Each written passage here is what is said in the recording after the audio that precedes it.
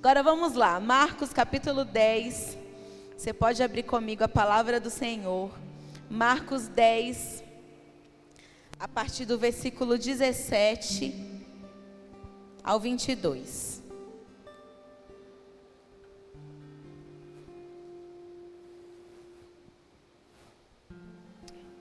Bora ler. Quando Jesus ia saindo, um homem correu em sua direção e se pôs de joelho diante dele. E lhe perguntou: Bom mestre, que farei para herdar a vida eterna? Respondeu-lhe Jesus: Por que você me chama bom? Ninguém é bom, a não ser um que é Deus. Você conhece os mandamentos: não matarás, não adulterarás, não furtarás, não darás falso testemunho, não enganarás ninguém, honra teu pai e tua mãe. E ele declarou: Mestre, a tudo isso tenho obedecido desde a minha adolescência. Jesus olhou para ele e o amou. Falta uma coisa para você, disse ele. Vá, venda tudo que você possui e dê o dinheiro aos pobres, e você terá um tesouro no céu. Depois, venha e siga-me. Diante disso, ele ficou abatido e afastou-se triste, porque tinha muitas riquezas. Jesus olhou ao redor. Não, só até aqui, só até o 22. Vamos orar. Senhor, te agradecemos, Pai, por esse culto. Obrigada, Senhor, pela tua palavra, por estarmos juntos aqui. Em nome de Jesus, eu oro, Senhor, por essa reunião, por esse lugar em que estamos. Que esse lugar, Pai, a partir do momento em que pisamos, não seja mais um lugar normal.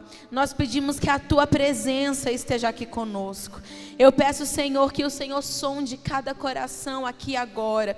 Que o Senhor contemple toda preocupação. Que o Senhor tire da nossa mente toda distração, Pai. Pessoas que aqui estão, Senhor, com a mente em outros lugares, com pensamento acelerado, Senhor, em nome de Jesus, aquieta a nossa alma nessa noite, para que a gente possa receber, ouvir a Tua palavra. Eu oro, Pai, repreendendo toda ação satânica aqui nesse lugar. Satanás não terá, Pai, poder de tirar a Tua palavra dos nossos corações. Nós vamos receber, entender e praticar aquilo que vamos receber de Ti nessa noite. Fica conosco, Espírito Santo, no nome de Jesus, amém. Glória a Deus. Gente, eu estava, conversando com uma amiga, e aí eu vi que a conversa tomou um rumo diferente. Eu falei, eu acho que isso aqui dá uma pregação, essa nossa conversa. Vamos continuar? Não sei se vocês são assim, eu amo esses encontros com amigas assim, tão, cheia de Deus. E peguei papel, uma caneta, falei, vamos conversar, mas eu tenho, muita coisa para fazer na igreja, então já vou anotando pregação, palavra, bora lá. Às vezes a gente ia conversando, ela falava uma coisa, pera, repete isso aí que tu falou, que isso daí vem do Espírito Santo. Aí eu falava outra coisa e ela, eu gostei e a gente foi conversando. E eu fui fazendo essa palavra. Aí peguei o meu esboço, que eu estava na casa da minha sogra com ela, e falei assim, depois eu vou passar tudo a limpo, vou fazer a palavra. E esqueci o meu esboço lá na casa da minha sogra. Eu falei, Jesus, o Senhor estava naquela conversa, então vai dar certo. Eu vou pegar a palavra aqui e vou tudo de novo fazer a palavra conforme o Senhor falou comigo. Então, eu fiquei pensando depois, como é gostoso você ter esse tipo de amizade. É bom demais você sair de uma conversa com um amigo inspirado, sabe? Inspirada, e vai tirando dúvida, e vai conversando. Isso é bom demais, gente, ter amigos assim, que nos aproximam do Senhor. E aí eu coloquei o título dessa pregação de Por que Jesus me ama? Essa pergunta mesmo, que eu já me fiz tantas vezes. Eu já me perguntei tantas vezes por que Jesus me amava, mas eu já perguntei muito mais por que Jesus amava fulano que eu achava que não era digno do amor de Jesus. Não sei se é assim, às vezes eu sou. Gente, olha aqui, deixa eu confessar uma coisa para vocês. Jesus já me falou para ir lá pregar para alguém que eu falei, eu não vou, porque vai que essa pessoa converte. Entendi Jonas na hora. Falei, vai que essa pessoa converte. Falei, não, Senhor, não merece não. Não quero ir para o céu com essa pessoa. Mas era alguém, gente, que tinha feito algo horrível, sabe? Um crime, para ser sincera. Não era nem só um pecado. É crime também. E aí me neguei, mas o Senhor constrangeu e eu acabei indo. Preguei para a pessoa, falei tudo o que deveria falar. E vocês acreditam que aconteceu? De joelho lá orando, recebendo Jesus. E eu, Senhor, abençoa. Amém. Às vezes a gente é assim, né? Mas eu digo que o amor do Senhor é exatamente assim. Faz a gente se perguntar, eu acho que é uma das coisas mais difíceis de entender. Por quê?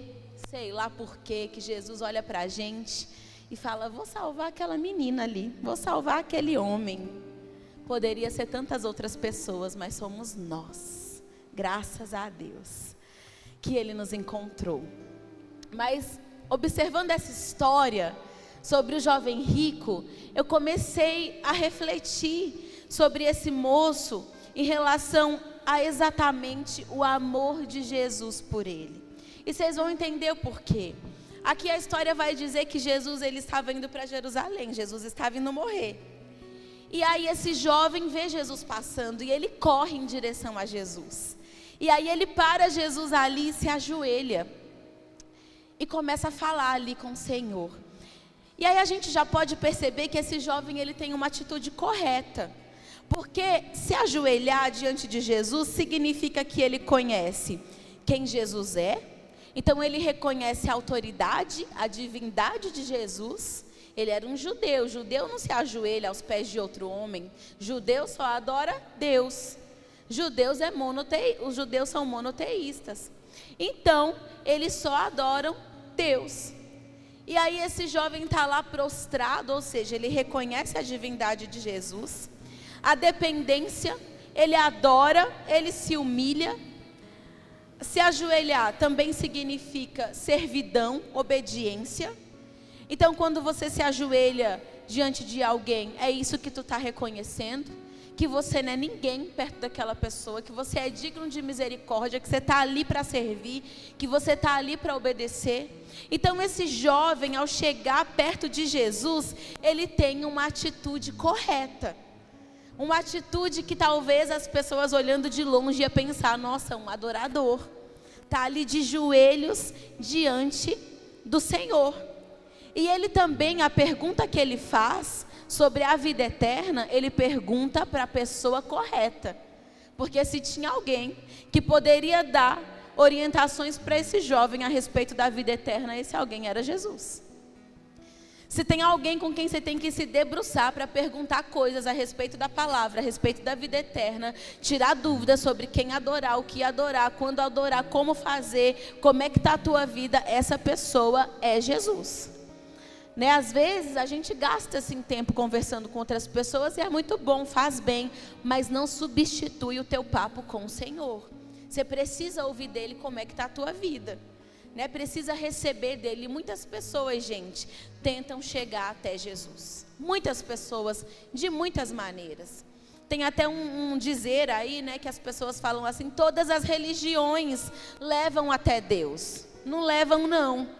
E de repente até levam, porque naquele grande dia, diante do trono branco, a Bíblia diz que estarão lá todas as almas diante do trono branco para serem julgadas. A diferença é que de lado que tu vai estar, né? Mas todos nós estaremos ali. Mas não são todas as religiões que levam a Deus. Eu duvido você expulsar um demônio no nome de Buda. Duvido, dou minha cara a tapa se você conseguir. Não sai. Allan Kardec não expulsa também. No máximo vai sentar, entrevistar, conversar. Vou parar de brincar, gente. Eu vou pregando e brincando. Mas nenhum outro Deus, nenhum outro líder religioso, ninguém expulsa um demônio, a não ser Jesus de Nazaré. Não tem na terra, não há. Então esse jovem estava ali com a atitude correta, diante da pessoa certa, mas fazendo a pergunta errada. A pergunta totalmente errada. Ele olha para Jesus e fala, bom mestre, o que posso fazer para ganhar a vida eterna? Você já vai entender por que essa pergunta é errada. Além de tudo, ele chama Jesus de bom. E a resposta que Jesus dá para ele, quando ele chama Jesus de bom, é surpreendente, faz até algumas pessoas, duvidarem se Jesus se enxergava como Deus, igual ao Pai. Porque Jesus olha para ele e fala: por que você me chama de bom? Na verdade, Jesus estava fazendo aqui com ele, sabe essas perguntas retóricas? Você não vai responder, você vai refletir. Então Jesus fala assim para ele: por que você está me chamando de bom? Querendo trazer ele para um diálogo interno. Toma cuidado com o que você está me reconhecendo. Sabe por quê? A tradição judaica afirma que os rabinos, eles não aceitavam ser chamados de bons. No primeiro século, os rabinos rejeitavam esse título. Bom era o título somente do Senhor, porque eles não queriam incentivar a idolatria. Então eles não aceitavam ninguém chamar eles de bom. Não aceitavam, era um título de Deus. Eles associavam fortemente a bondade a Deus. Então só Deus é bom, ninguém mais é bom. Quando esse jovem chega diante de Jesus e chama de bom, e Jesus fala para ele: bom é Deus, ele está querendo dizer para esse jovem: tu me reconhece como Deus? Porque aí você tem que tomar cuidado se você reconhece Jesus como Deus. Você tem que tomar cuidado com as exigências que esse reconhecimento vai te trazer. Tiago escreve o seguinte, ele afirma assim que os demônios acreditam em um só Deus, que só existe um Deus, e estremecem diante dele. O que Tiago está querendo dizer para ele é assim: grande coisa tu acreditar que só existe um Deus. Até os demônios acreditam nisso e tremem de medo. A diferença é o que você vai fazer com essa crença. O que você vai fazer com essa fé? Como é que você vai responder agora a essa fé que está aí no teu coração? Você acredita que Jesus é Deus? Você acredita na vida eterna? Você acredita então que existe a condenação eterna? Meu querido, minha querida, então como é que você vai se posicionar agora diante disso? Porque não dá para ser indiferente a essa verdade. Não dá para ser indiferente à tua fé. Você precisa agora se posicionar. E é tudo isso que está inserido dentro dessa pergunta que Jesus faz ao jovem rico. Porque eles estão construindo um diálogo e Jesus está chamando ele à reflexão daquilo que ele está afirmando e se comportando. Eu converso com pessoas, gente, o tempo inteiro. E existem principalmente jovens, mas alguns adultos também, que têm esse tipo de fé, que creem em Jesus, que creem em quem Ele é, que acreditam na vida eterna, que acreditam no Pai, no Filho e no Espírito Santo. Mas esse encontro com Jesus, essa fé no coração dessas pessoas ainda não é forte o suficiente para fazê-las mudar de vida. Nem o amor a Deus, nem o medo do inferno, nada. E a pessoa continua com o mesmo estilo de vida. Esses dias eu atendi uma jovem com quem eu falava sobre isso. E ali na conversa, ouvindo ela, eu tive que expor isso para ela. E eu falei assim para ela: olha, tá tudo bem. Se você ainda não tem a fé forte o suficiente para mudar a tua vida. Só que você precisa ter consciência disso, porque senão você vai viver se enganando. Agora, consciente de que você conhece Jesus, crê em Jesus, crê na salvação, crê no inferno, mas não é forte o suficiente para te fazer mudar de vida, pelo menos agora você vai começar a orar do jeito certo. E aí fui construindo com ela um outro caminho para a vida dela, de uma oração sincera diante do Senhor. Porque é assim que a gente tem que ser. Nós precisamos ser conscientes das nossas escolhas. Então esse jovem estava lá. Lembra? Atitude correta, pessoa correta, pergunta errada. Quando Jesus fala para ele que só Deus é bom, é muito engraçado a gente pensar sobre isso também. Porque às vezes a gente fala que tal pessoa é boa. E normalmente a gente classifica alguém como bom quando essa pessoa é agradável, não é? É agradável para mim, fulano. Principalmente quando essa pessoa faz a minha vontade. Nossa, que pessoa boa. Por quê? Porque faz aquilo que você quer. Porque prega aquilo que você quer. Porque traz você a uma consciência rasa. E você fica ali no raso, não aprofunda contigo. Então a gente vai classificando as pessoas como boas exatamente dessa maneira. Fulano faz a minha vontade, fulano é bacana demais, fulano faz bem para mim, eu me sinto confortável, eu me sinto bem. Quando a pessoa mexe nas nossas estruturas, talvez o nosso pensamento vá mudando a respeito dessa pessoa. Mas eu quero aqui então refletir com vocês, para a gente começar a pensar que Jesus afirma que o Pai é bom. E agora é Jesus afirmando isso. Jesus afirma que o Pai é bom, não porque o Pai faz a vontade dele, muito pelo contrário. Lá no Getsemane, lembra comigo, Jesus está lá, sabe que ele vai morrer, sabe que a morte é a vontade de Deus para ele, mas ele fala o seguinte: todavia, Senhor, Pai, seja feita a tua vontade e não a minha. Então a gente reconhece que Jesus é bom não porque a nossa vida está tudo bem, não porque está um mar de rosas, não porque Deus está favorável comigo, mas nas maiores tempestades da tua vida. Você consegue reconhecer que Deus é bom? Você consegue reconhecer que Ele está cuidando de você? Você consegue perceber o amor e a graça do Senhor nos seus dias? O Edu estava falando aqui do Luan. Quando ele falou, não sei você, eu até repreendi na minha cabeça, porque eu me imaginei no lugar dele. Mas na hora eu pensei: Senhor, pelo menos ele está vivo, vai voltar em nome de Jesus, vai melhorar, vai isso, vai aquilo. E se morresse, vai para o céu em nome de Jesus, porque crê em Ti. Comecei a pensar nisso ali.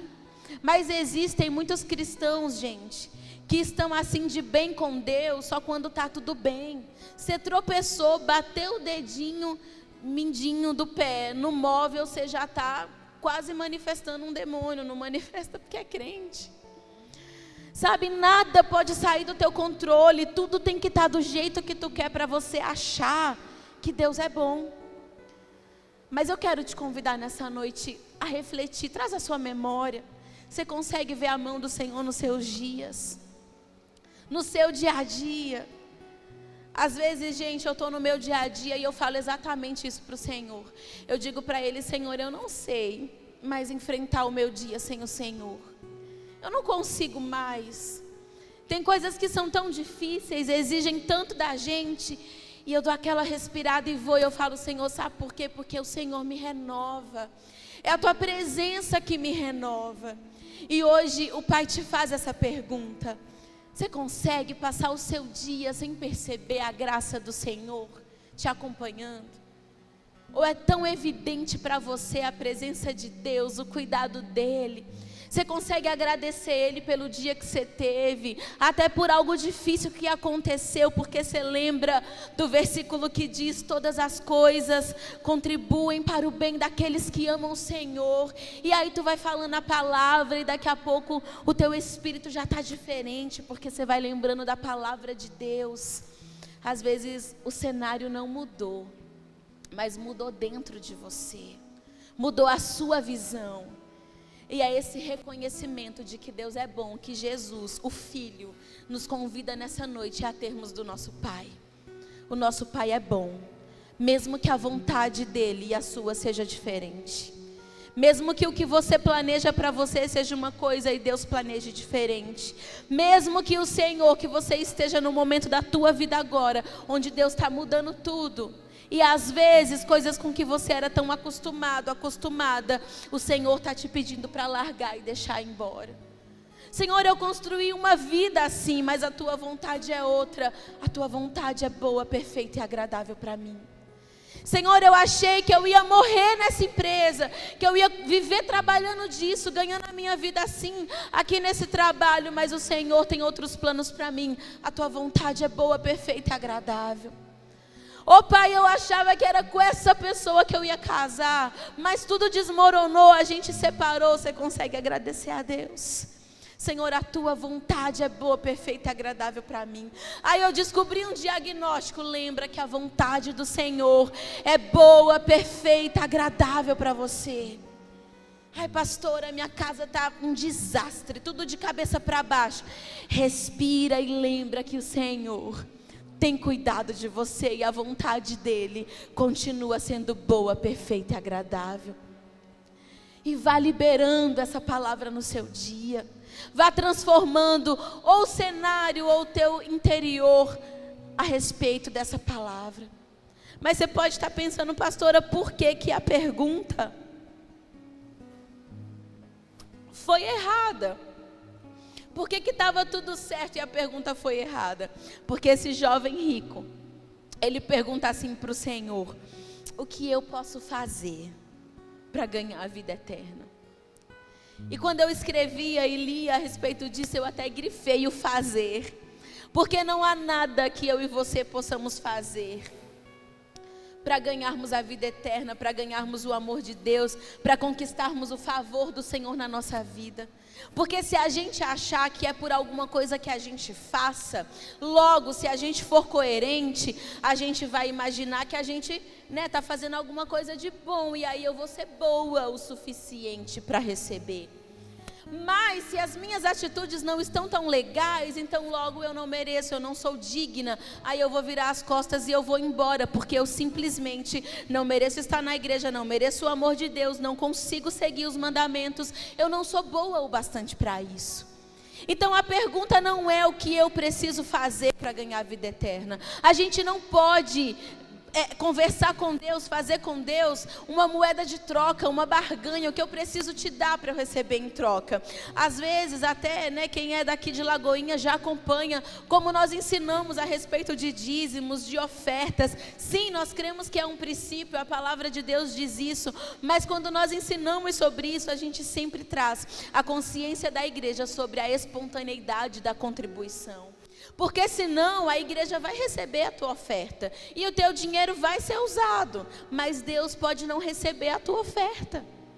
Mesmo que a igreja receba e aplique e use com responsabilidade. Então, em primeiro lugar, nós ofertamos e dizimamos para que Deus receba, depois para que seja útil, porque é mais sobre quem eu sou do que o que eu faço. E isso é tão verdade que Jesus nos ensina que se a gente for ofertar ou dizimar, mas a gente estiver intrigado com alguém, a gente tem que deixar a oferta, resolver o BO e depois voltar e dizimar e ofertar. Jesus está mais preocupado com a qualidade da tua adoração e do teu servir a Ele do que com o que tu faz para Ele. Muito mais. Mas nessa pergunta aqui, o jovem rico, ele só demonstrava uma coisa: eu não conheço o coração do Pai. Eu não consigo perceber a graça dele na minha vida. Eu não tenho dimensão do que é ser amado por Deus. E nessa noite, vai pensando em você agora, não no jovem rico.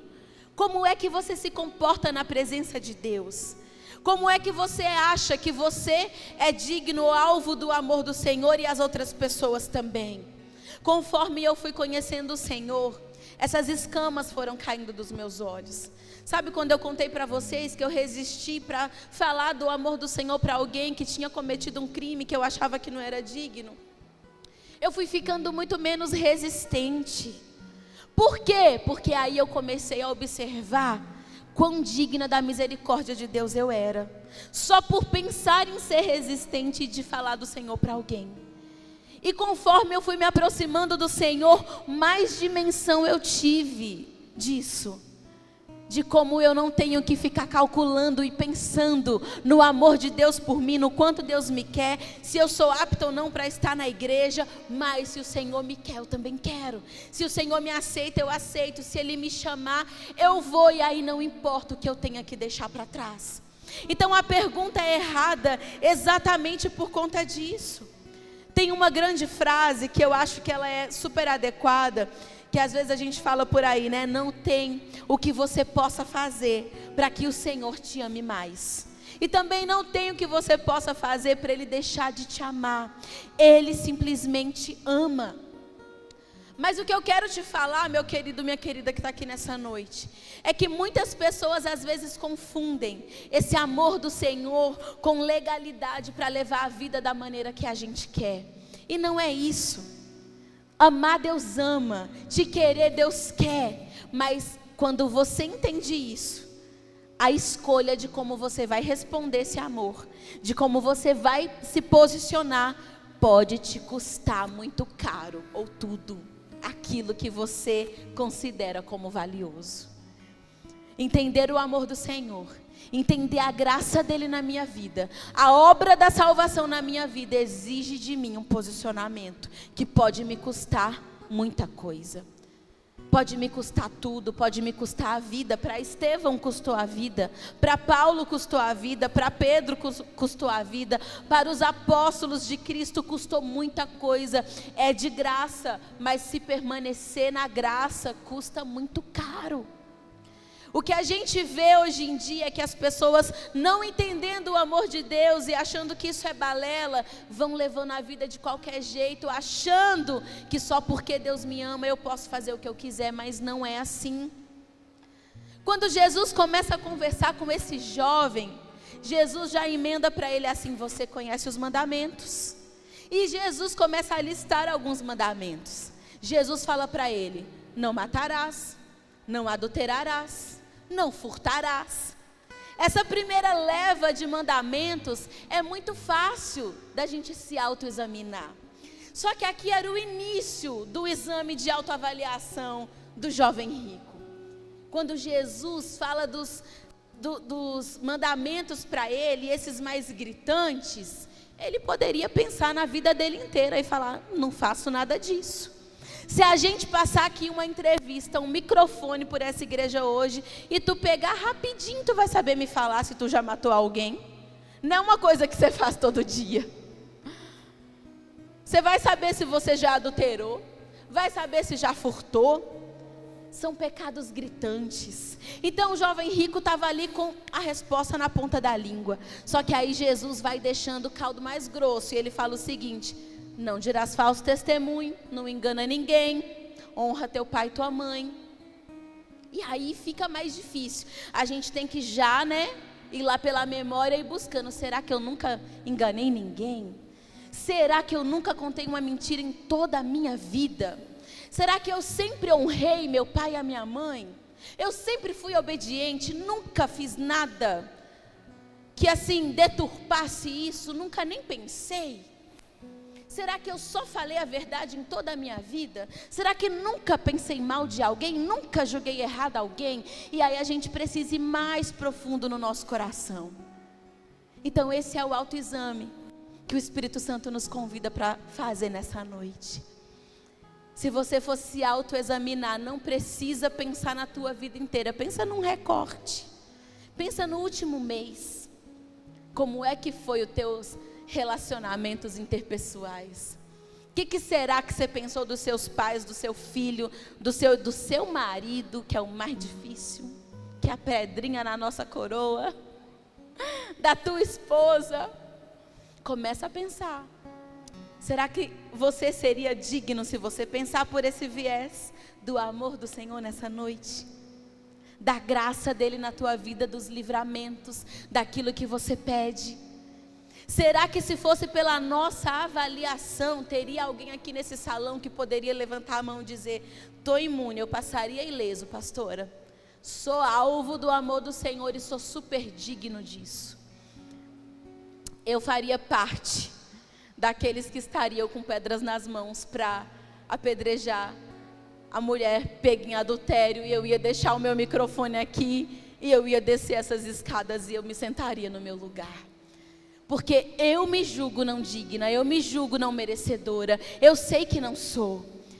Então nesse diálogo ali com Jesus, o jovem rico, ele não só se acha merecedor, como ele ousa falar assim: eu tenho feito tudo isso, mas não é de agora não, é desde a minha adolescência que eu observo todos esses mandamentos. Gente, na adolescência ainda, é que Jesus não é sarcástico como eu, porque eu ia rir na cara dele. Eu falar: me conta outra, menino, tu sabe com quem tu tá falando, que eu conheço o dia que tu nasceu. Ah, não ia prestar. Desde a adolescência, gente, quando a gente é mais rebelde. Então é isso que ele ousa, segundo a própria avaliação dele, ao ouvir a lei de Moisés, a se enquadrar e falar: eu sou digno então da vida eterna, hein? Porque eu estou fazendo nada de errado desde a minha adolescência. E você sabe o que é mais lindo no nosso Jesus? Gente, eu nunca conheci ninguém como Jesus. Nunca. Eu me lembro do livro do Augusto Cury falando sobre Jesus, mas me lembro também de uma entrevista dele, onde ele confessa que ele era ateu, e ele começou a estudar o comportamento de Jesus nos evangelhos, para que pudesse escrever a respeito, e assim ele acabou se convertendo, porque ele fala: Jesus não se contradiz, ele não é hipócrita, o comportamento dele é maravilhoso, é uma saúde emocional, é um controle, é um domínio. Jesus é fantástico, ele é admirável, mas esse lado dele, do amor dele, nos constrange a esse ponto. Porque diante dessa afirmação do jovem rico, o que Jesus olha para ele e responde: primeiro é com um olhar. E a palavra diz, e somente no livro de Marcos, por isso que eu escolhi ler esse evangelho. Nos outros evangelhos, no relato dessa história, a gente não vai encontrar essa observação de Marcos, mas eu acho essa observação formidável, porque isso é tudo que o nosso Jesus é. E Marcos escreve assim: e Jesus olhou para ele e o amou. Diante de uma grande mentira, ele está dizendo ali: eu faço isso, observo os mandamentos desde a minha adolescência. Aí Jesus olha para ele e o ama, diante do maior absurdo que ele poderia ter falado ali. E esse olhar de Jesus, que amou esse jovem, penetrou no meu coração. Eu não sei no teu ao ouvir isso, mas é esse mesmo olhar que Jesus teve para Pedro. Lembra de Pedro?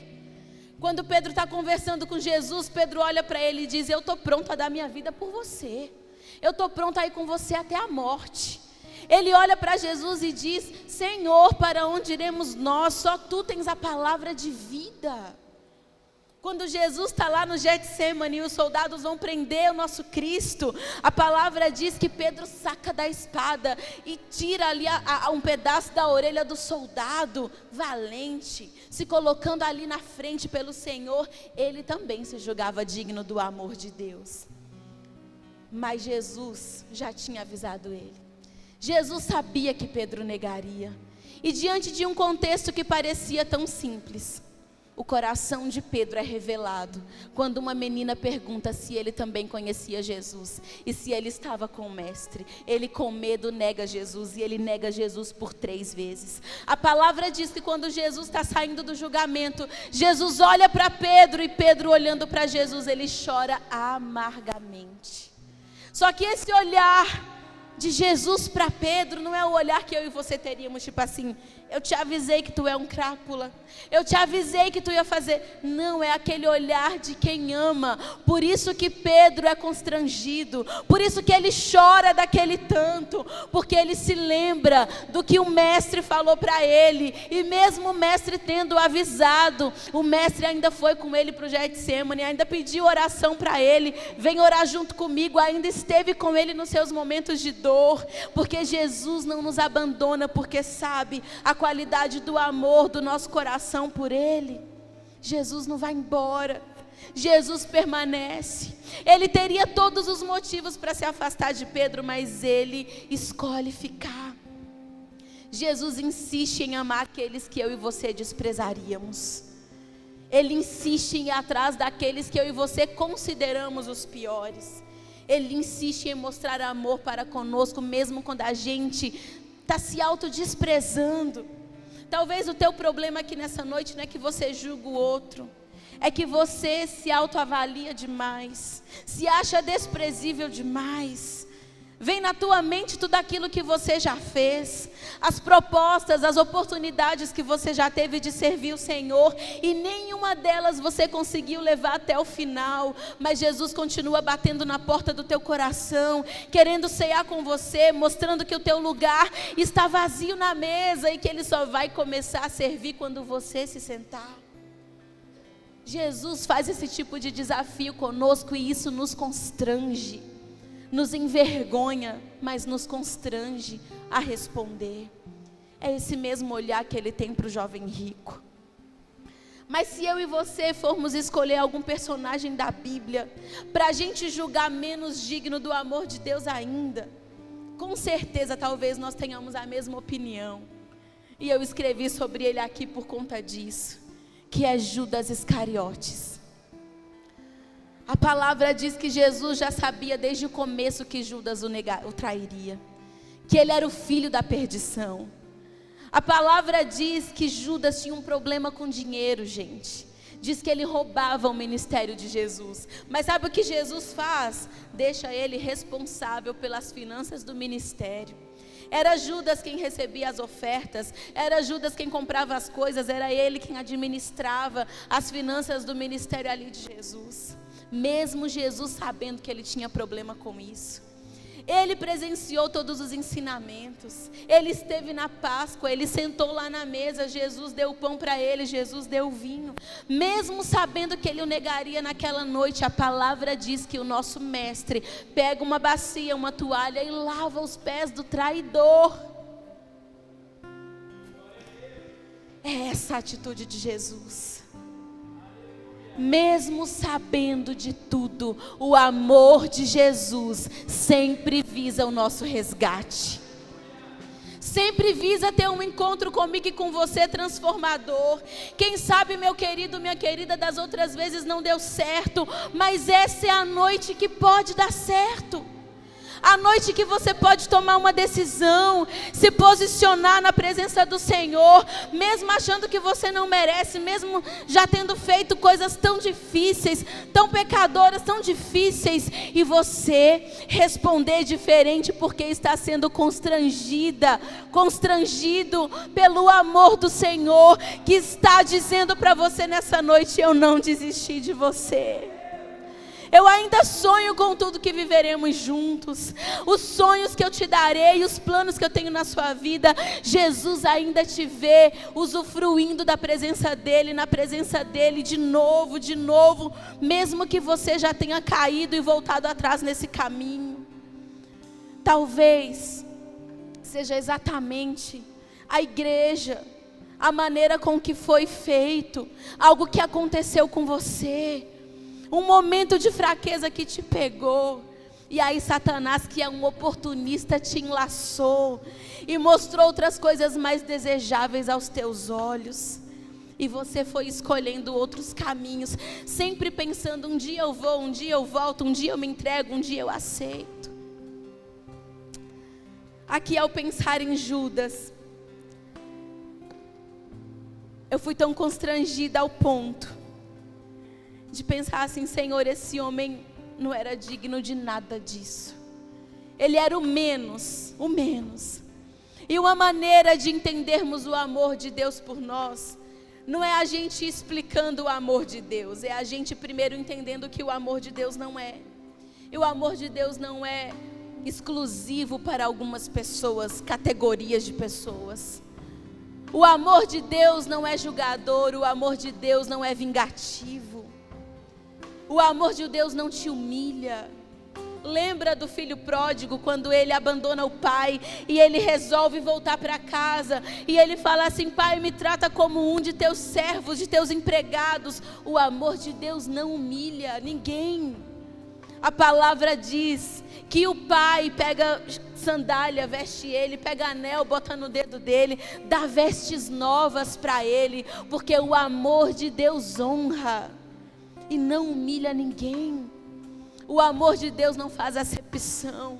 O amor de Deus está aí disponível para todos. Está pronto para você nessa noite, para te pegar pela mão e trilhar com você um novo caminho. Jesus sabia que o jovem rico iria embora, mas mesmo assim o convidou: segue-me. O amor de Jesus é assim. É um amor que te deixa livre. Não é um amor que te escraviza.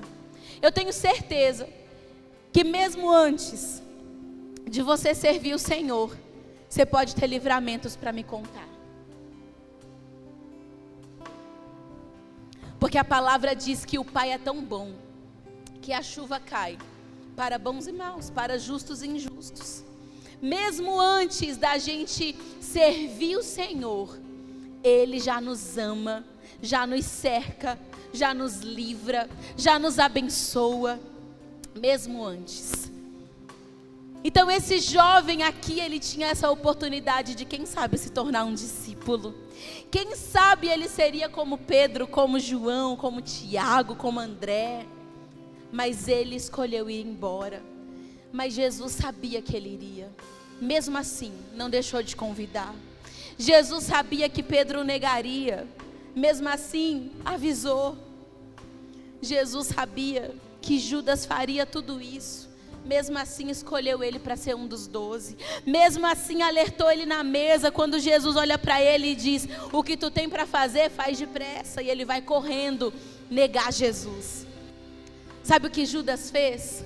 Negou Jesus com um beijo. Traiu ele assim. Nosso Jesus é tão dócil que mesmo ao ser traído, o seu traidor sabia com quem estava lidando.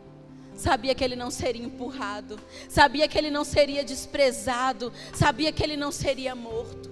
Jesus se deixou beijar, mesmo por aquele que entregou a vida dele nas mãos de quem o mataria. E Jesus olha para ele e fala: amigo, com um beijo você me trai. Jesus não é hipócrita. Ele não estava chamando Judas de amigo com hipocrisia. O amor de Jesus sempre visa resgatar. Quem sabe Judas se arrependeria e voltaria e reconstruiria a sua história. Ele escolheu não voltar mais. Ele escolheu ir embora, assim como o jovem rico. Mas com você pode ser diferente hoje. Você pode ficar em pé comigo? Nessa noite,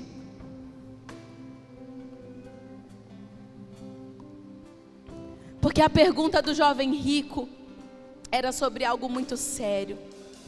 Era sobre a vida eterna. E quando Jesus responde para ele, Jesus diz para ele: vai, vende tudo que você tem, porque te falta uma coisa ainda. Dá aos pobres e venha ter um tesouro no céu, e aí depois você vem e me segue. Ele queria a vida eterna. Jesus falou para ele: o preço da vida eterna é renúncia. E aí, ele escolheu ficar com essa vida. Entre a vida eterna e essa vida, se o preço for eu me desfazer dos meus bens, que são muitos, se o preço for você se desfazer de pessoas, se o preço for você abrir mão de coisas, mudar de vida, mudar de trajetória, mudar, se o preço for você renunciar, a pergunta de Jesus para você nessa noite é: qual vai ser a tua escolha? Porque a minha resposta para você hoje é que eu te amo e que eu te quero. Mas você é livre para escolher. Você é livre para permanecer nessa vida, nessas coisas passageiras. Para continuar vivendo a sua maneira. Para continuar provando daquilo que é prazeroso, mas que passará. Jesus tem um tesouro no céu para você. Mas para isso você vai precisar renunciar a muitas coisas. Mas é esse o convite que Jesus tem para você. Se você quer segui-lo nessa noite, eu quero que você feche os seus olhos comigo. Vamos cantar essa canção. Vá falando no seu coração a sua resposta para Jesus. Converse com Ele no teu lugar.